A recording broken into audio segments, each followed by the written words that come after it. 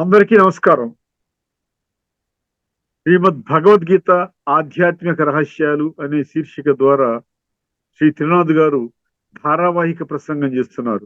వారి ధారావాహిక ప్రసంగంలో ఈరోజు 223వ ప్రసంగం చేస్తున్నారు. శ్రీ త్రినాథ్ గారికి స్వాగతం. శ్రీమద్ భగవద్గీత ఆధ్యాత్మిక రహస్యాలు ఈ కార్యక్రమాన్ని వీక్షిస్తున్నటువంటి సోదర సోదరీమణులు, ముఖ్యంగా భగవంతుని ప్రేమికులు. గీతా ప్రేమికులు అంటే భగవంతుని ప్రేమికులు, పరమాత్మ ప్రేమికులు, ఈశ్వరుని ప్రేమికులు, సత్యాన్ని ప్రేమించేవారు, ధర్మాన్ని ప్రేమించేవారు, మంచిగా జీవితాన్ని పొందాలి అనేటువంటి వారు, ఆకాంక్ష కలిగినటువంటి వారు. మీ అందరికీ కూడా నమస్సుమాంజలి అండి. ఈ ఎపిసోడ్లో యథావిధిగా మనము ప్రతి ఎపిసోడ్లో ఒక ముఖ్యమైన విషయాన్ని చర్చిస్తూ ఉన్నాం. ఏమిటంటే అది రిలీజియన్ మరియు స్పిరిచువాలిటీ, ఆధ్యాత్మికత మరియు ధార్మికత. ముఖ్యంగా ఈ యొక్క ఎపిసోడ్లో కూడా 2-3 విషయాలు తెలుసుకుందామండి. ఇప్పుడు భక్తి మార్గంలో చాలా శాస్త్రాల్లో రకరకాల మంత్రాలు ఉంటాయి. అర్థమైందండి? మంత్ర జపము అంటారు. ఈ మంత్రము అన్నటువంటి ఈ యొక్క భక్తిలో చాలా ఉంటాయండి. నేను మామూలుగా గూగుల్లో కూడా చూస్తే ఇక్కడ వేదాల్లోను ఉపనిషత్తుల్లోను 10,000 మంత్రాలు ఉన్నాయంట. మామూలుగా మనకు తెలిసినటువంటి ఏదో శాంతి మంత్రం అంటారు, గాయత్రి మంత్రం అంటారు, మృత్యుంజయ మహామంత్రం అంటారు. ఇలాగా లేకపోతే గురువులు కూడా కొంతమంది శిష్యులకి మంత్రం ఇస్తూ ఉంటారు. ఈ మంత్రాన్ని నువ్వు జపించవయ్యా, ఎవరికి చెప్పొద్దు ఈ మంత్రం, ఈ మంత్రాన్ని జపించు, నీకు మోక్షం లభిస్తుంది, నీ మంచి జీవితం లభిస్తుంది. సో ఈ రకరకాల మంత్రాలు ఉన్నాయంటే, వేల కొలది మంత్రాలు. మీరు కూడా గూగుల్లోకి వెళ్ళి మాట్లాడండి, గూగుల్లో అడగండి, how many mantras are there in Hindu religion అని కొట్టండి. కొడితే అట్లా వచ్చేసిందండి. నేను ఆశ్చర్యపోయాను. నేను 10 మంత్రాలు ఉంటాయేమనుకున్నా, కానీ వేదాలలో ఇన్ని 5,000 మంత్రాలు, ఉపనిషత్తుల 10,000 మంత్రాలు ఇట్లా ఇచ్చి, అంటే మొత్తానికి వేల సంఖ్యలో మంత్రాలు ఉన్నాయండి. కానీ మనకి తెలిసిన విశిష్ట మంత్రాలు 100 ఉన్నాయంట. అర్థమైందండి? ఒక 100 మెయిన్ మంత్రాలు ఉన్నాయి అని చెప్పేసి అనేటప్పటికి ఇంకా అర్థమైందనమాట. ఈ మంత్రాలు ఇన్ని రకాల, ఇన్ని వేల సంఖ్యలో మంత్రాలు ఉన్నప్పటికీ కూడా ఈ మంత్రాలు ముఖ్యంగా గాయత్రి మంత్రం, ఓం భూర్భువస్వ తత్సవితుర్వరేణ్యం భర్గో దేవస్య ధీమహి ధియో నా ప్రచోదయాత్. దీని మీనింగ్ కూడా తెలుసుకోండి. మీకు ప్రతి మంత్రం యొక్క మీనింగ్ తెలుసుకున్నట్లయితే మళ్ళీ భగవద్గీతలో ఉన్నటువంటి సారమే బయటకు వస్తుందండి. సమస్త మానవాళికి భగవంతుడు ఒక్కరే అన్న సారం వస్తుంది. శాంతి మంత్రం అంటున్నారు, మృత్యుంజయ మంత్రం అంటున్నారు. ప్రశ్న ఏంటంటే, ఇన్ని మంత్రాలు ఉన్నప్పటికీ కూడా, అర్థమైందండి, గురువులు ఇచ్చే మంత్రాలు ఇవన్నీ ఉన్నప్పటికీ కూడా మనిషి ఎందుకు పతనం అవుతున్నాడు? ఇది ఒక $multi-million ప్రశ్న.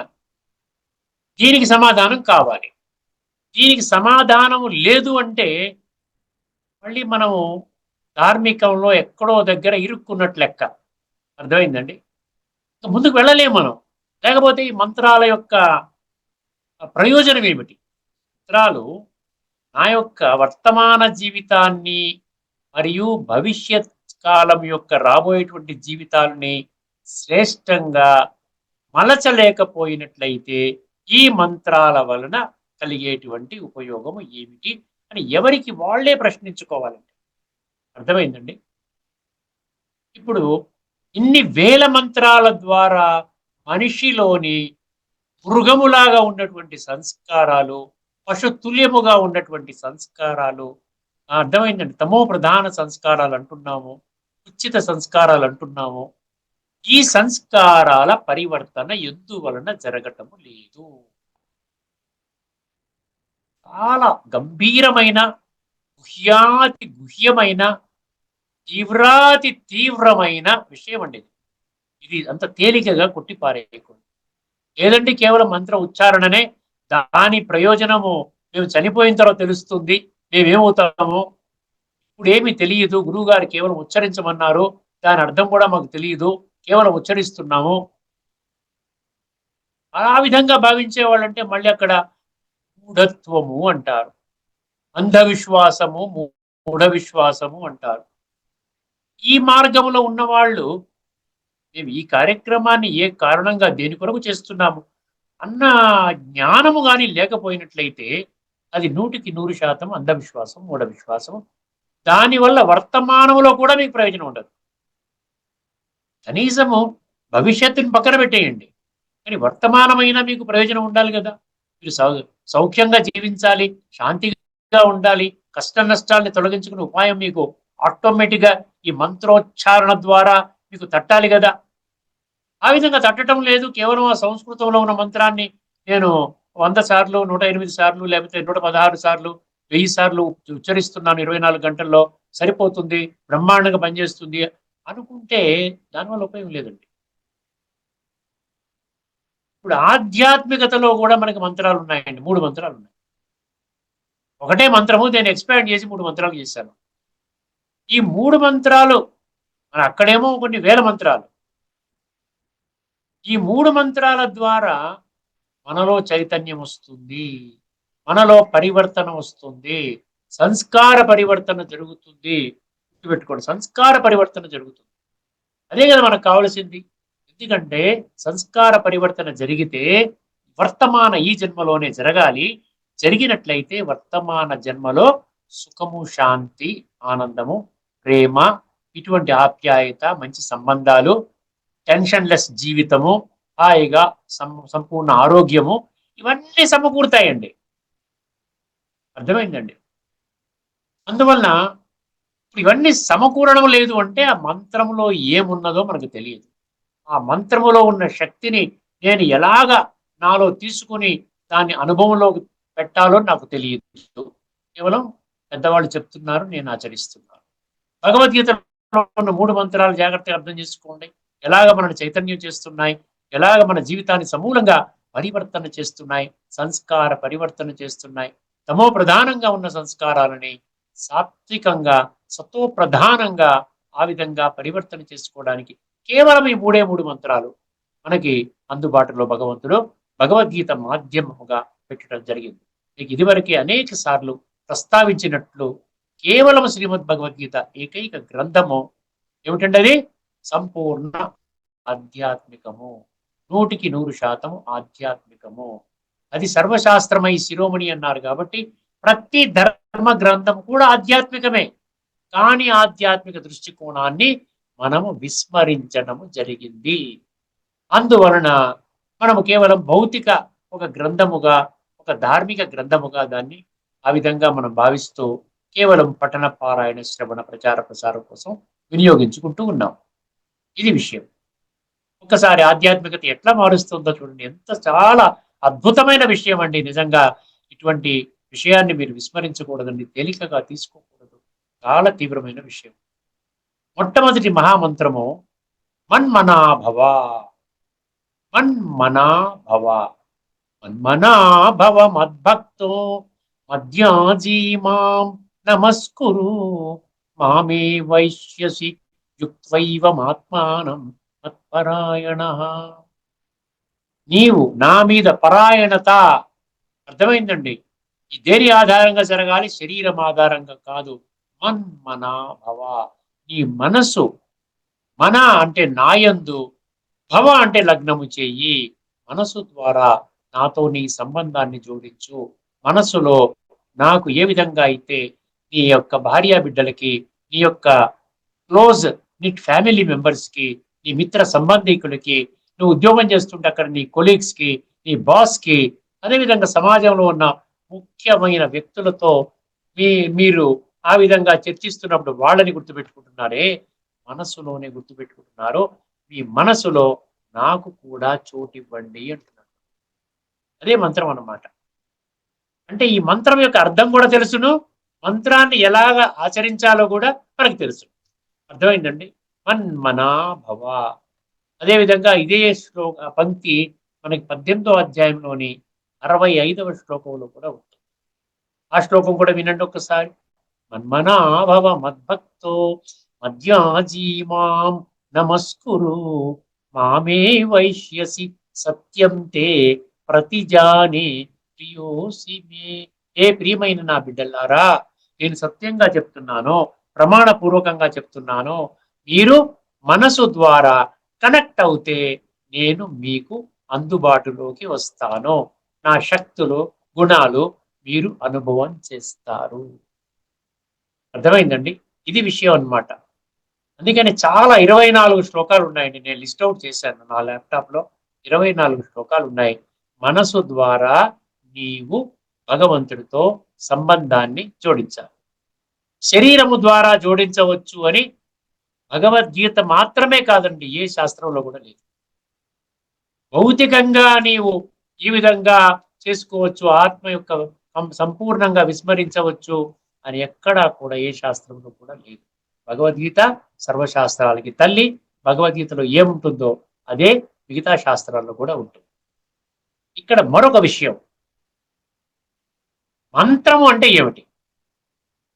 మంత్రము అన్న పదములోనే మన్న మరియు త్రయ, త్రం అనుంది. మంత్ర, మన్ ప్లస్ త్ర, మంత్ర. మన్ అంటే మనసు, త్ర అంటే నియంత్రించడము, కంట్రోల్ చేసుకోవడము, అంటే మైండ్ కంట్రోల్. మైండ్ కంట్రోల్ అంటే మైండ్ చేసే పని ఏంటి? సంకల్పాలని ఆ విధంగా తయారు చేస్తూ ఉంటుంది. ఒక రోజుకి 24 గంటల సమయంలో ఒక 40,000 50,000 చేస్తుందని ఇప్పుడు ఎంతో మంది మోటివేషనల్ స్పీకర్స్ వింటుంటే మీకు అర్థమవుతుంది. అర్థమైంది, అది కరెక్ట్ కూడా. ఒక 40,000 సంకల్పాలు. అందుకని ఈ 40,000 సంకల్పాలని మనము నియంత్రించాలి. అవన్నీ కూడా పాజిటివ్ గానే ఆలోచించే విధంగా మన యొక్క థాట్ ప్రాసెస్ నడవడం, అది మంత్రం అన్నమాట. అర్థమైందండి? త్ర అంటే నియంత్రించడం, కంట్రోల్ అంటే మైండ్ కంట్రోల్ అన్నమాట. అర్థమైందండి? ముఖ్యంగా 12వ అధ్యాయంలోని 14వ శ్లోకంలోని ఏం చెప్తుందండి? అర్పిత మనోబుద్ధి యోమద్భక్త సమే ప్రియ అన్న భక్తి మార్గం గురించి కూడా భగవద్గీతలో ఒక చాప్టర్ ఉందండి. 20 శ్లోకాలు ఉన్నాయి. మీరు దయచేసి చదవండి. అర్థమైందండి? ఒక్కొక్క శ్లోకాన్ని విశ్లేషణ చెయ్యండి. మనం చాలా శ్లోకాలు కవర్ చేసుకున్నాం. ఇప్పుడు ఈ 200 పైన ఎపిసోడ్స్ మనం కవర్ చేసుకున్నాం కాబట్టి ఇప్పుడు మీరు గీతను చదవండి, అద్భుతంగా అర్థమవుతుంది. ఏ సందేహం వచ్చినా మీరు ఒక మెసేజ్ పెట్టండి నాకు. నా నంబర్ కూడా నేను స్క్రీన్ మీద ప్రదర్శించడం జరిగింది. ఒక మెసేజ్ పెట్టండి, మీకు అద్భుతంగా మీకు క్లారిటీ ఇస్తాను నేను. ప్రతి ఒక్కరి ప్రశ్నకి నేను సమాధానం ఇవ్వడానికి సిద్ధంగా ఉన్నాను. నేనేం బిజీగా లేనండి. అందరికీ అందుబాటులో నేనున్నాను. అర్థమైంది? కేవలం ఒక్కటే నేను కోరేది ఏంటంటే, బుద్ధినేత్రాలు తెలుసుకోండి. సత్యత ఆధారంగా జీవితాన్ని మలచుకునే విషయాన్ని అర్థం చేసుకోండి. మొదటి మంత్రం అర్థమైంది కదండి? మన్మనాభవ, మనసుని నా యందు పెట్టాలంటే భగవంతుడిపై పెట్టాలి. రెండవది మాం ఏకం శరణం వ్రజ అన్నాడు. మాం ఏకం శరణం వ్రజ. ఎంత ఈజీగా ఉంది చూసారా? మాం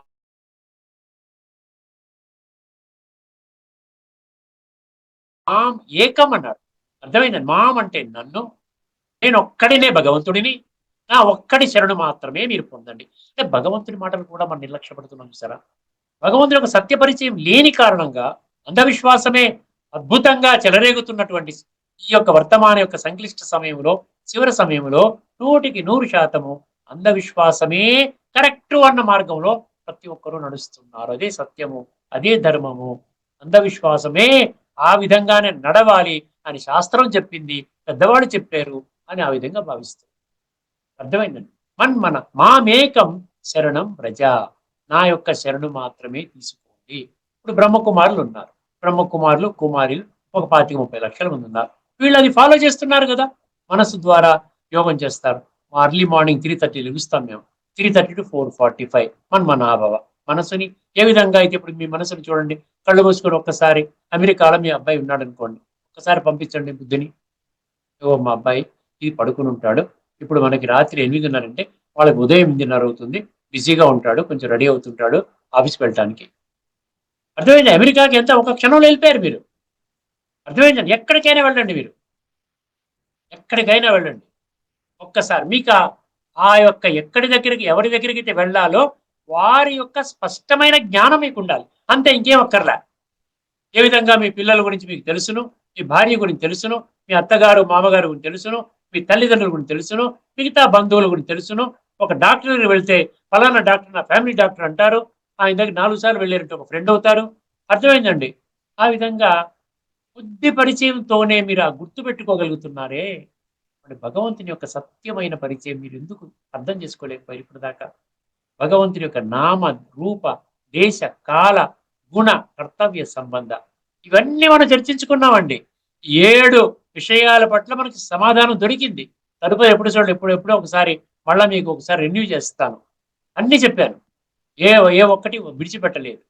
అర్థమైందండి. అందుకనే భగవంతుడు అంటున్నాడు, మాం ఏకం నేనొక్కడినే భగవంతుడిని.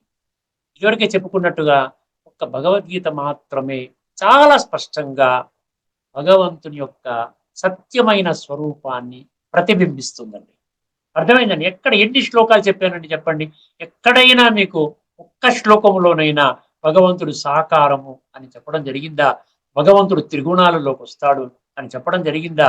భగవంతుడు కూడా అప్పుడప్పుడు రాంగ్ డైరెక్షన్ లో వెళ్తాడు. ఆయన కూడా కాలచక్రంలో వస్తాడు. ఆయన కూడా ఒక స్టేజ్ లో హైయెస్ట్ గా ఉంటాడు. మరొక స్టేజ్ లో మధ్యస్థంగా ఉంటాడు. మరొక స్టేజ్ లో దిగజారుతాడు. ఇలాగ దిగజారేవాడు భగవంతుడు ఎలాగవుతాడు? ఒకసారి ఇంగిత జ్ఞానం, కామన్ సెన్స్ తర్కించుకోండి. తర్కం అనేది ఎందుకు పోతుందంటే బుద్ధినేత్రాన్ని మనం మూసేసుకున్నామంటే లాజిక్ ని మనం మిస్ చేస్తున్నాం. లాజికల్ గా అర్థం చేసుకోండి. అందుకనే భగవద్గీతలో చాలా స్పష్టంగా 7వ అధ్యాయం 3వ శ్లోకంలో నన్ను తత్వము ఆధారంగా కొద్ది మంది మాత్రమే అర్థం చేసు మీకు స్పష్టంగా అర్థమవుతుంది. యథార్థాన్ని చెప్పడానికి భయపడక్కర్లేదండి. సత్యాన్ని చెప్పడానికి ఎక్కడా మనం సంకోచించక్కర్లే. అర్థమైందండి. ఆ ఏకం శరణం వ్రజ ఏ శ్లోకంలో ఉంది? 18వ అధ్యాయంలోని 66వ శ్లోకంలో ఉంది.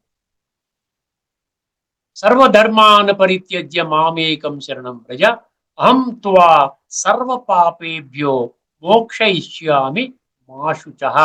మాశుచః అంటే బాధపడకు నాయనా. నేను నీ యొక్క ఇప్పటి వరకు చేసినటువంటి తుచ్చమైన కర్మలు దాని ఆధారంగా ఈ పతిత సంస్కారాలు నీ ఆత్మలో నిక్షిప్తము కాబడ్డాయి. దానిని నేను పావనంగా చేస్తాను. నువ్వు భయపడొద్దు. ఎందుకంటే ఎందుకంటున్నావంటే నేనే చెప్తున్నాను కదా, కాలచక్రం యొక్క అంతిమ సమయము. ఇది కాలం యొక్క పిలుపు, సమయం యొక్క పిలుపు, భగవంతుడి యొక్క పిలుపు, అంతిమ సమయము. ఈ శరీరం ద్వారానే మనము ఈ యొక్క ఆత్మని సమూలంగా సంస్కరించుకోవాలి. భయపడకండి నాయన, నేను మీకు చేదోడు వాదోడుగా ఉన్నాను. మీ యొక్క పురుషార్థంలో నన్ను కూడా భాగస్వాము చేసుకోండి. రాజయోగం అనే ప్రక్రియలో నేను ఖచ్చితంగా వస్తాను. రాజయోగం అంటేనే మీరు ఆ నేను ఈ రెండు కలయికలే కదా రాజయోగము. స్వయాన్ని ఆత్మగా అనుభవం చేసుకొని పరమాత్మ అయినటువంటి విశ్వాత్మలకి తండ్రి అయినటువంటి జ్ఞాన సాగరుడైనటువంటి పతిత పావనుడైనటువంటి ఆ ఆ సృష్టి యొక్క ఆది మధ్యాంతాల జ్ఞాత అయినటువంటి నన్ను మీరు ఆ విధంగా మనసు బుద్ధి ద్వారా సంబంధాన్ని జోడించుకోవటమే రాజయోగము. ఈ రాజయోగం ద్వారా నిరంతరము మీరు రాజయోగము నేను ఆచరిస్తాను, నేను పాటిస్తాను అని ఒక్క సంకల్పం తీసుకుంటే చాలండి. మీరు భగవంతుడు అంటున్నాడు, నీవు నేను ఎప్పటికీ కలిసి ఉంటాము అంటాడు. అంతే కదా. ఆత్మ పరమాత్మ కలయిక రాజయోగం. సర్వధర్మాన్ పరిత్యజ్య మామేకం శరణం వ్రజ అహం త్వా సర్వ పాపేభ్యో. ఇక్కడ సర్వ పాపేభ్యో అండర్లైన్ చేసుకోండి. సర్వ పాపాలు, సమస్త పాపాలు నేను మీ ఆత్మలో ఇప్పటి వరకు పేరుకుపోయి ఉన్నటువంటి కుళ్ళుని నేను కడుగుతాను. అందుకనే బాధపడవద్దు, భయపడవద్దు. నేను మీకు తోడుగా ఉన్నాను. మేలుకోండి, నన్ను తెలుసుకోండి, నన్ను గుర్తించండి. నేనొక్కడినే భగవంతుడిని. సర్వ దేహ ధర్మాలను విడిచిపెట్టండి. కులము, మతము, జాతి, రంగు, రూపు, ఉన్నవాడు, లేనివాడు, నల్లవాడు, తెల్లవాడు, వివిధ వర్ణాలు, అదేవిధంగా భాష ప్రకారం విడిపోతున్నాం, జాతి ప్రకారం విడిపోతున్నాం, దేశ దేశం ప్రకారంగా మీరు అమెరికా వాళ్ళండి, మీరు తెల్లవాళ్ళు, మేము నల్లవాళ్ళం, ఈ విధంగా ఉంటాం. ఇవన్నీ పక్కన పెట్టేటట్టున్నాడు. ఇవన్నీ దేహ ధర్మాలు. దేహము అవినాశి కాదు, దేహము వినాశి. కాబట్టి ఇవన్నీ కూడా వినాశనం అయిపోతాయి. ఒక్కసారి దేహం కాల్చి పారేశారనుకోండి, బూడి దగ్గర కాల్చేస్తారు కదా. అంటే మొత్తం అన్ని పోయినట్టే కదా. చివరికి మిగిలేది ఏంటి? ఆత్మ వెళ్ళిపోతుంది. అంటే ఆత్మ చైతన్యంలో ఉంది, దానికి మరణం లేదు. సర్వధర్మాన్ పరిత్యజ్య మామేకం శరణం వ్రజ అహం త్వా సర్వ పాపేభ్యో మోక్ష ఇష్యామి మాశుచ. ఇది రెండవ మంత్రం. చూసారా? మొదటి మంత్రము మనస్సు ద్వారా సంబంధాన్ని జోడించండి, మీ మనస్సుని నాకు ఇవ్వండి అంటున్నాడు మొదటి మంత్రము. రెండవ మంత్రము నన్ను నా గురించి సంపూర్ణంగా తెలుసుకోండి. నేను ఒక్కడే భగవంతుడిని అన్నప్పుడు ఆ స్పష్టత మీలో ఉన్నదా? మనసుని నాకు ఇమ్మన్నాను అంటే నా గురించి తెలియాలి కదా మీకు. ఆ స్పష్టత మీకున్నదా? ఆ స్పష్టత మీకు లేదు. అందుకనే రాజయోగం అనేది మీరు చెయ్యలేరు. రాజయోగములో 2 ప్రక్రియలు స్పష్టంగా ఉండాలి. నేను ఆత్మని, ఈ యొక్క విషయం స్పష్టంగా ఉండాలి. భృకుటి మధ్య మెరిసే నక్షత్రాన్ని, అర్థమైందండి. ఆత్మ అవినాశి, ఇది వజ్రము, ఈ శరీరం కేవలం పెట్టి మాత్రమే. అర్థమైందండి.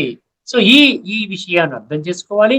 తర్వాత ఏ విధంగా అయితే శరీరానికి తల్లి తండ్రి ఉంటారో అదే విధంగా ఆత్మకి కూడా తల్లి తండ్రి ఉంటారు.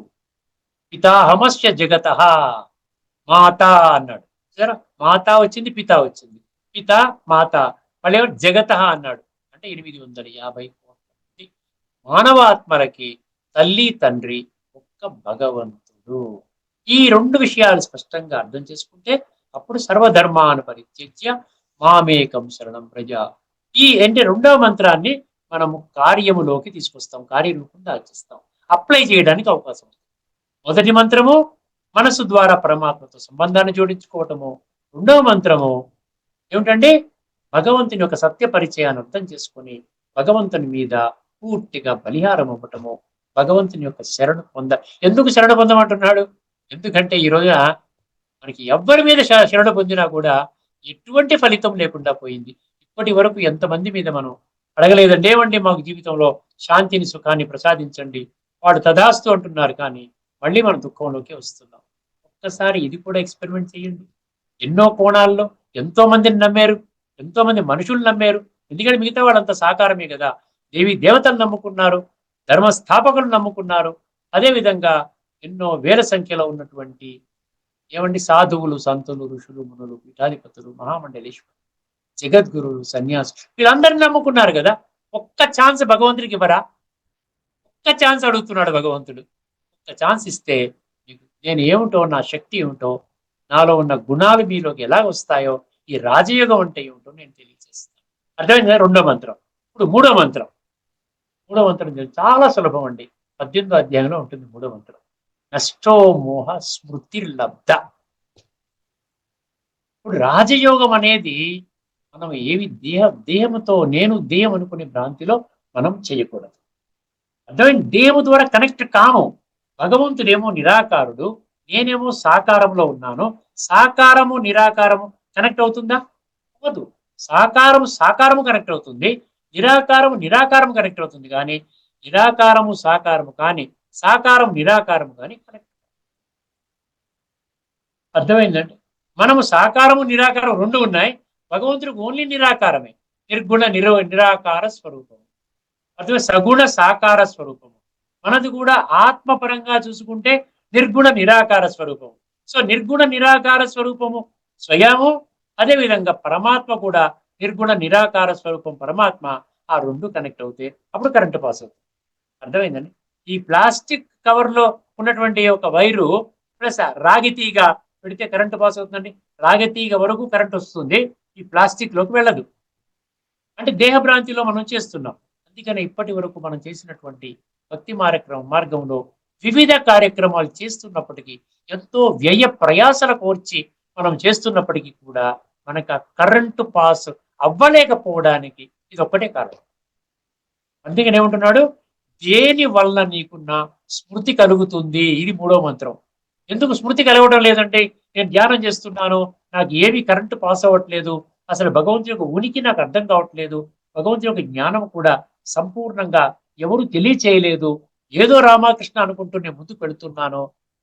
ఇప్పటి వరకు నడిచింది, ఇప్పుడు వర్తమానములో సంగమ యుగములో ఆత్మ పరమాత్మ కలయిక సమయం అనేది ఆసన్నమైంది. పరమాత్మ స్వయముగా వచ్చి నేనెవరిని, వీరెవరు అన్న విషయాన్ని తేటతెల్లంగా చక్కగా అర్థమయ్యేలాగా భగవద్గీతలోని 574 శ్లోకాల్లో పొందుపరచడం జరిగింది. అదేవిధంగా ఇద్దరి యొక్క కలయిక అర్థమైన ఏమి రాజయోగం అనే ప్రక్రియ కూడా అనేక శ్లోకాల్లో మనం ఇప్పటికే చాలాసార్లు చెప్పుకున్నాం. ఇక్కడ ఎందుకంటున్నాడు? నష్టో మోహ అన్నాడు. దేని మీద మోహం నష్టం అవ్వాలి? దేహం మీద మోహం నష్టం అవ్వాలి. నేను దేహం అనేది తప్పు నాయన. నువ్వు దేహం అయితే చనిపోయినప్పుడు నువ్వు దేహంతో మాయమవుతున్నావా? ఎంత సింపుల్ సైన్స్ అండి ఇది. నేను దేహం అనుకుంటే నేను వెళ్ళిపోయినప్పుడు నాతో పాటు శరీరం కూడా వచ్చేయాలి కదా. అంటే ఫిజికల్ గానే నేను వెళ్ళిపోవాలి. శరీరం ఇంకా దహన సంస్కారము, క్రిమేషను, బరియల్ గ్రౌండ్స్ ఇవేమి ఉండకూడదండి. అప్పుడు మీరు అనుకున్నటువంటి భావన కరెక్ట్. శరీరాన్ని విడిచిపెట్టి పోతున్నావు అంటే నువ్వు శరీరము కాదు. అర్థమైందండి? నువ్వు కాని దాని మీద మోహం ఎందుకు పెట్టుకుంటున్నావు? ఈ ఇల్లు నీది, ఈ ఇల్లు నీదే. కానీ నీవు వెళ్ళిపోయావంటే ఇల్లు నీది కాదు. ఈ కారు నీదే, నువ్వు వెళ్ళిపోయావంటే ఈ కారు నీది కాదు. అంటే దాని మీద నీకు కంట్రోల్ లేదు. మీరేమన్నా SMS పెడతారా మీ పిల్లలకి? ఈ కారు, కొత్త కారు కొన్నానురా, మొన్ననే 30 లక్షలు పెట్టి కొన్నాను, జాగ్రత్తగా వాడుకోండి అని SMS పెట్టగలరా? కొత్తగా ఒక 5 కోట్లు పెట్టి పెద్ద భవంతి కట్టుకున్నారు. ఏమండి మీ పిల్లలారా, నేను వెళ్ళిపోయాను, పర్వాలేదు, పరంధామంలో ఉన్నాను, నేను మీకు ఫోన్ చేస్తున్నాను, మీరు జాగ్రత్తగా ఉండండి, కొట్టుకోకండి, ఆస్తిని అమ్ముకోకండి, జాగ్రత్తగా ఉండండి అని చెప్పగలరా మీరు?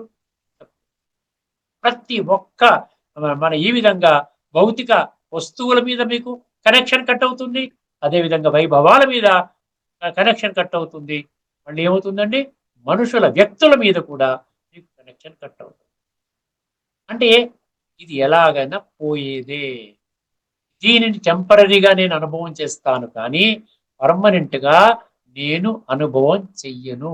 నా తదనంతరం నా బిడ్డలు, నా బిడ్డల తదనంతరం వారి బిడ్డలు, ఇంకెవరు బిడ్డలు కూడా లేకపోయినట్లయితే ఎవరో తీసుకెళ్ళిపోతారు. వాళ్ళ బ్రదరో, వాళ్ళ సన్నో, ఇంకెవరో బంధువుల ఆ లీనియేజ్ ప్రకారంగా కోర్టు వాళ్ళ పిల్లలు లేకపోతే బ్రదర్ చిల్డ్రన్ తీసుకోవచ్చండి, లేకపోతే వాళ్ళ పిల్లలు కూడా లేకపోతే సిస్టర్ చిల్డ్రన్ తీసుకుని ఉన్నాయి. ఆ లీనియేజ్ లో వాళ్ళ ప్రకారంగా కోర్టులో దావా వేసి వాళ్ళు తీసుకుంటారు. అర్థమైందండి? అందువలన భగవంతుడు ఏం చెప్తున్నాడు? నీకు ఎలాగైనా టెంపరరీ అని నేను చెప్తున్నాను, ప్రూవ్ చేస్తున్నాను, ప్రాక్టికల్ గా అర్థం చేయిస్తున్నాను. అందుకని నువ్వు దీని మీద మోహాన్ని నష్టము చేసుకో. అప్పుడు స్మృతి కలుగుతుందంట. నష్టో మోహ స్మృతిర్లబ్ధ. నష్టో మోహ స్మృతిర్లబ్ధ త్వత్ప్రసాదాన్మయాచ్యుత స్థితో అస్మి గత సందేహ కరిష్యే వచనం తవ అంటాడు. లాస్ట్ లో ఏమంటాడు? ఇది నాకు నీ మీద, నాకు దేహం మీద మొత్తము దేహము, దేహ సంబంధాలు, ఇదంతా వీటి మీద నాకు మోహము తొలగిపోయింది, నష్టమైపోయింది. నాకు నీ యొక్క స్పష్టమైన అవగాహన కలిగింది. నేను నిన్ను మనసు బుద్ధి ద్వారా సంబంధాన్ని జోడించుకోగలుగుతున్నాను. ఈ రాజయోగం అనే ప్రక్రియ ద్వారా కరెక్ట్ గా కనెక్ట్ అవుతున్నాను. బ్రహ్మాండంగా ఉంది. ఇప్పుడు నీ చెప్పిన మాట నేను వింటాను. చూసారా? అటువంటి స్థితికి వచ్చిన వాళ్ళని అర్జునులు అంటారు. అర్థమైంది? అందుకని 3వ మంత్రం ఏంటి?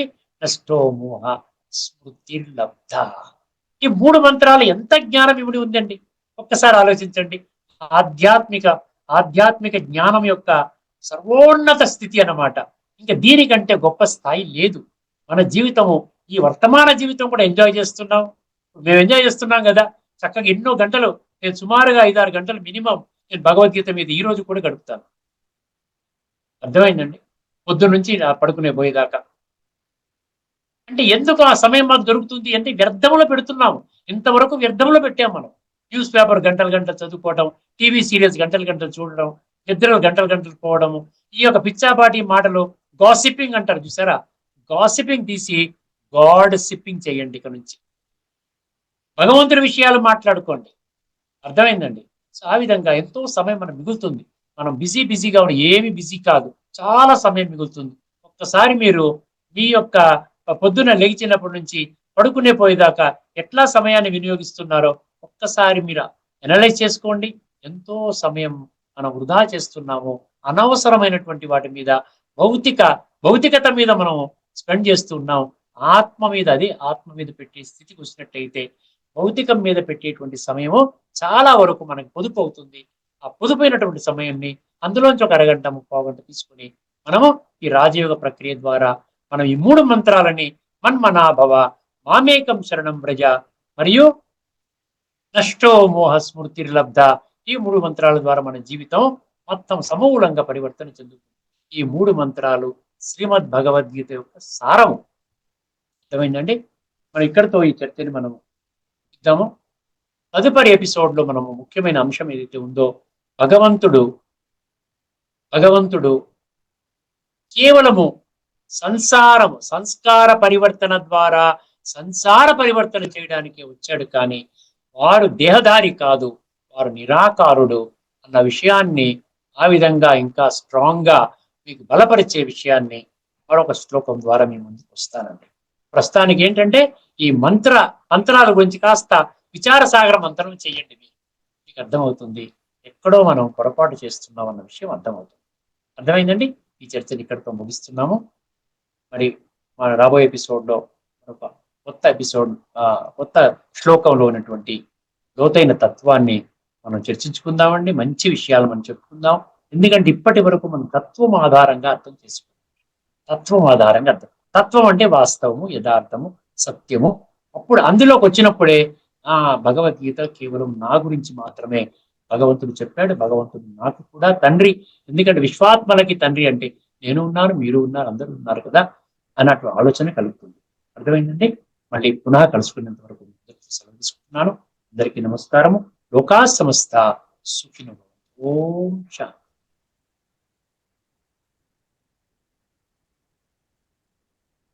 శ్రీమద్ భగవద్గీత ఆధ్యాత్మిక రహస్యాలు వాటి తత్వాన్ని విశ్లేషించిన శ్రీ శ్రీనాథ్ గారికి ధన్యవాదాలు. నమస్కారం.